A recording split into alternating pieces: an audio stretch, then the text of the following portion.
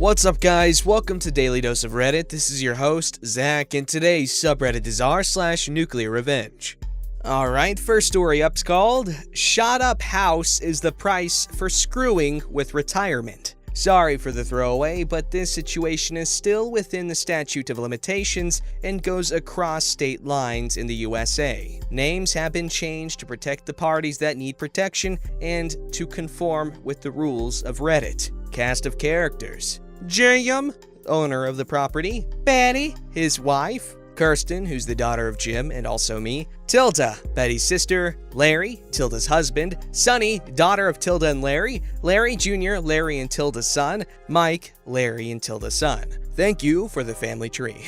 Backstory: many years ago, in rural Appalachia and coal country lived a cluster of families on a holler. Jim and Betty owned a mobile home and had their daughter, Kirsten, with them. This mobile home was 2 bedrooms and 1 bathroom, but it was sufficient enough for shelter. During the mid-1980s, a recession hit Appalachia hard, and Jim found work in another part of the country. In moving, he approached Larry and Tilda to look after the mobile home and collect rent from anyone that wanted to lease the mobile home. A rent amount was agreed to and would be adjusted for inflation and the cost of living for the area. The money was to be deposited into a savings account, except for the money needed for necessary repairs and receipts kept. Jim and Betty trusted their siblings with this and moved, trusting that this money would be part of their retirement fund. I was privy to these conversations, but did not pay that much attention to them at the time.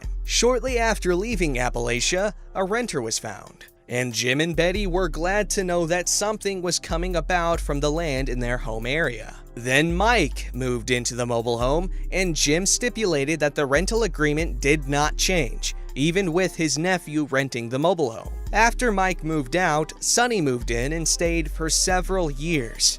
Betty asked Tilda several times about the rent, knowing Sunny was very unreliable with rent in the past and was assured that between Section 8 and food stamps that the rent was being paid on time, and there were no issues. A few repairs had been done, but the receipts were stored in the safe deposit box where the savings account was. Fast forward a few more years, Sunny finally moves out, and there are a few more renters. And then, the taxes are not getting paid. The mobile home will not pass for Section 8 any longer. As we, Jim, Betty, and I, have been told repairs had been made over the years, we find this odd and inquire again to Tilda, who states this was all a misunderstanding. Once again, Betty trusts her sister and is relieved when we get the tax receipt in the mail. This is very important later. Another few years pass and Tilda dies. Jim and Betty attend the funeral, and Betty makes a gesture to assist with some of the expenses. Larry agrees, and Betty requests access to the savings account that should have at least tens of thousands of dollars by this point,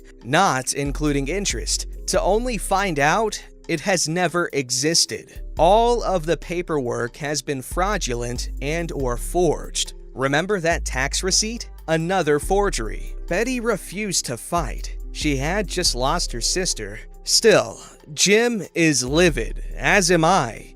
Sunny was always abusive to me, and to find out she had been living off of my parents for free while receiving Section 8 for rent and getting food stamps sent me over the edge, on top of the missing retirement funds. Cue revenge. So, knowing everything was fraudulent from the beginning, Jim and I attempted legal means first to get revenge on this thief. We were met with walls of red tape, and with states separating us, it was an uphill battle with a slim chance of winning. Plus, the attorney fees would drain any winnings, and then more. First, I put my piece into action against Sunny. I filed claims of fraud against the Section 8 anonymously and SNAP benefits, given that there was absolutely no proof of rent being paid to the homeowner or the custodian. Larry was stupid enough not to write out a fraudulent receipt for when his daughter lived there. Next, I filed against Larry for tax evasion and Social Security fraud. Since Sunny was claiming to be paying him the rent via Section 8, this was income. Since he was not claiming this income on his tax forms, he was double dipping into the Social Security system and avoiding paying taxes. I did the same for the time Mike was paying rent, although he did not claim government benefits. He just paid rent. The next stage was to notify their local church about the shady dealings with family. Their faith is big on lay ministers and credibility. I told anyone and everyone I could from the church directory about what had happened. I even showed the fake tax receipt. The last bit was the most nefarious. After ensuring that Larry was visiting Sonny and the house he owned was empty, a rented car was used, and while Betty drove, Jim used a .22 to shoot holes in the roof, the AC compressor, the garage doors, and anything that was laying in the yard and not immediately noticeable. We wanted the burn to last, so no windows were shot out or anything evident from the start showed. Aftermath. Sonny is now being investigated for multiple charges of fraud. Her side business has been closed due to the sweeping allegations that money will not be allocated as intended. Her applications for small business loans and Brovid funds have been denied. Criminal charges are being whispered, but I do not think anything will come about with that portion. Larry has been found guilty of overpayment by the Social Security Administration and no longer receives benefits. He now lives with Sonny and no longer has his truck, camper, boat, or ATVs. Unfortunately, once again, criminal charges are not pending. Larry Jr. has moved into the old home that was shot up. The roof had several places where hail or other debris punched through and made it leak. The siding had similar damage. Some of the bullets, and they finally figured out what it was, pierced some of the old PVC plastic plumbing. He has spent a fortune fixing the roof, plumbing, and siding where a lot of little holes were. I do not know if he has tried the AC yet, and I will be delighted to find out if it malfunctions as severely as I hope. Yo, I would be unimaginably pissed off if I found out that where I should have tens of thousands of dollars stashed up, if I go there and find out that there's nothing for me, that would just crush my soul. It's like thousands of times worse than like going to work on payday and finding out that you don't get a check this freaking time because we didn't get enough money. That's what working with family's like. And that's literally what happened. They worked with family. That's what you get.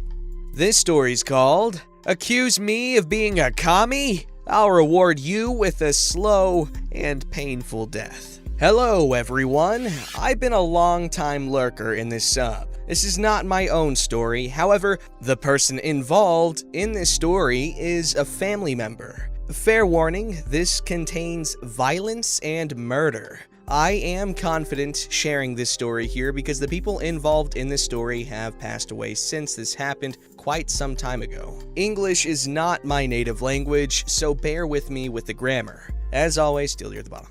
A little bit of background story. This happened in a relatively small town in an Asian country in the mid-60s, where the people and the government hated, still do, communist ideology. Let's call my family member involved here Aaron. He was around 26, 27 years old at that time, and his parents emigrated from China to this Asian country, whose population mostly looked nothing like Aaron in terms of appearance, skin tone, face, you name it. His parents were traders selling goods and spices to local people who were quite well off, and they were able to put Aaron into a higher education institution.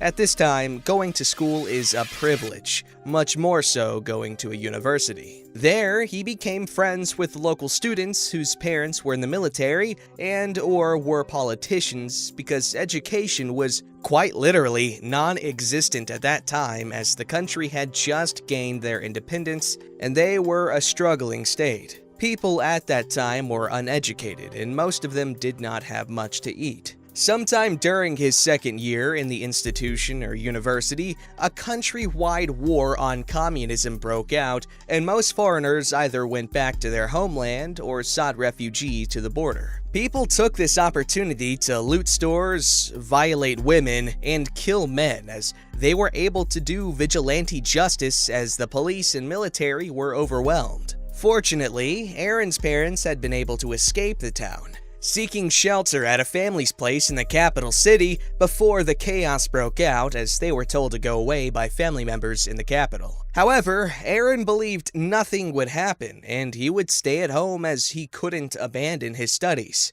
He wasn't strong or anything, but he was quite fit. One night, a neighbor came to the house to say goodbye as he was going to escape, and he suggested that Aaron do the same quickly, but he refused. Before dawn, he was awakened by shouting and banging from the door. He looked out and there were dozens of people looking to barge into his house to arrest him for being a communist. He tried to reason with the mob through the space in the house's gate, explaining he was not a commie. However, of course, they wouldn't believe him, as he looked just like any other commie, and the mob was provoked by an acquaintance of the family. Let's call him Brooks. Apparently, Aaron's parents' business was going well in the area, and Brooks wasn't. He blames Aaron's parents for his business not being successful. I don't know what business exactly, let's assume they sold the same trades. Brooks had ties to military, and that night, they beat Aaron within an inch of his life and transported him to a camp in the jungle where accused communists were gathered after they were arrested. Unwarranted arrests, without evidence, just because their skin tone was light and their eyes were squinted. At that camp, the accused communists were held for 3-4 days at most, and when they ran out of space, they would march them deeper into the jungle, have them dig their own graves, and then shoot them. Mass executions were common at that time, as rivers would turn blood red, and corpses would be left out by the road and in open fields. Corpses would be hanged off of a bridge, and most of these people were not actually communists. The situation was not looking good for Aaron, as he was not given anything to eat at all, and he was forced to strip naked and humiliated by Brooks and his people. At one point, he was being told to march to the jungle. He thought that was the end of it. It was over. However, he was given a gun and was told to shoot his fellow inmates. Wrongly accused, of course, in the head, or he was going to get a bullet himself. After days of torture, both physically and mentally, he begged for them to kill him, as it would be way better than to live that way. Now, this is where the revenge began. Remember the local students in the university Aaron attended? Well, one of them had a dad whose position in the military was quite high up, and had been acquainted with Aaron during his first 2 years in the university. Let's call him the Colonel. Oh, I heard he made good chicken. One day, as he was checking the commie camps, he recognized Aaron, and he knew for sure Aaron was not a communist. He was furious with his subordinate officers for wrongly arresting Aaron. It turned out that Brooks was not a military member per se, as he was able to arrest people and stay at the camp because of his military friends, who are lower in rank compared to the colonel. As the colonel was rounding up the troops and investigating Aaron's wrong arrest, Brooks' military friends ratted him out, as they were definitely choosing their own ass compared to Brooks. Aaron told the colonel everything from the mass executions to the torture he experienced. Brooks, being not a military member and really had no reason to be there at the camp, was scared feces-less and was pleading to the colonel not to kill him, saying that he had a family, the usual stuff. However, the colonel told Brooks that he was not going to kill him, but Aaron was. The colonel gave Aaron a pistol and told him he didn't care what he would do to Brooks. He believed Brooks deserved it. He ordered his men to chain Brooks to a tree and back off and let Aaron do whatever he pleased. Aaron gave the gun back to the colonel, but then picked up a spiked bamboo, a spear made out of bamboo. This is a traditional makeshift weapon used for decades in this country in the World War II to fight off enemies. He then proceeded to impale Brooks with it in the gut, However, he wasn't powerful enough to impale Brooks through and through, as he had no energy from being starved to death, so he had to stab his gut several times before the spear went through. He then went ape-dookie crazy, stabbing Brooks as his gut spilt out, blood everywhere, literally hollowing the body out. He recounted to another family member the sound of the spear going in and out someone's guts was very similar to slowly stirring a bowl of thick soup. Against what we usually see in Hollywood films, it took quite some time for Brooks to die, as he was screaming in pain. The combination of Aaron not being powerful enough and the spear being not that sharp resulted in a relatively slow and painful death. Later, Aaron recovered and was held for another 2.5 years before everything calmed down, and he was able to rejoin his parents in the capital city. During his detainment, he was not harmed or charged with anything, but he was just not able to leave yet. This was mainly political and for his own safety as well. He never went back to that small town and settled in the capital city for some time, and then emigrated to Australia to put his dark past away. He was in his 70s when he died of natural causes. Maybe this is not the most relatable story here, compared to some of the more recent and more relatable revenge stories here, but my country in the 60s was quite savage, and I had no reason to doubt this story. I will be answering questions to clarify any point in the story, but other than that, I couldn't be sure what to answer as I'm not comfortable digging an old wound within the family. I hope you guys can respect this. I believe it is quite easy for you guys to guess which country this happened in based on the details in the story. My theory was Indonesia, and I wanted to double check, so I went to the comments, and other people agree that it's probably Indonesia, and OP has not denied it, nor confirmed it, but he has denied other guesses. But anyway, regarding the actual story, holy freaking crap. Interesting fact here, back in the 1950s, there was a very similar situation going on in the United States. I believe it was called McCarthyism, and it was basically just like a witch hunt for communists within the United States government, and it was crazy because it was very similar to this in that you could have absolutely nothing to back up your claims, but that person's gonna be in trouble. Also sounds like something else, like the Salem witch trials, which is where the term witch hunt comes from, I believe, unless it came from before that. But back then, instead of communism, it was witchcraft. But they're both just as dangerous, don't get it twisted, man. Alright, given that that last story was pretty dark, I decided to end today on a wholesome little story that I think you'll enjoy. Okay, and it's called Oreo Delivery. My friends and I are generally cheapskates, as we were broke as all hell all the time. But one time in 10th grade, I went to school in a bad mood. Not cranky or anything, just quieter and more spaced out than usual. Being the resident airhead in the group, it didn't make much of a difference than how I actually act, so I thought they wouldn't notice. However, at lunch break, when I told them I was craving for chocolates out of the blue, they all bought one for me. Well, all except my friend France, not her real name, because she didn't have enough cash. I told her it was fine, and I appreciate the thought anyway. It definitely improved my mood. But at home, hours later, I hear a knock on my door, and it was France with a pack of double-stuffed Oreos. This woman drove all the way to our house to give me a pack of Oreos. I told her she didn't have to, that her cheering me up at school was more than enough. But she told me she knows and just wanted to give it. I thanked her and we hung out for a bit before she drove home. I'm happy for the free food, but more than that, I feel happy that they noticed such a subtle thing and cared enough to try to cheer me up. I love my friends so much. It absolutely blows my mind and makes me incredibly happy that this type of stuff exists. There are people out there that are so nice and caring that if you become friends with them, they will actually care about you. And that's great, incredibly wholesome, and makes me happy. I hope you guys enjoyed the wholesomeness, I hope you guys enjoyed today's video, and I hope you subscribe to Daily Dose of Memes in the description down below. Yeah! Don't forget to like, subscribe, and hit that bell to never miss an episode.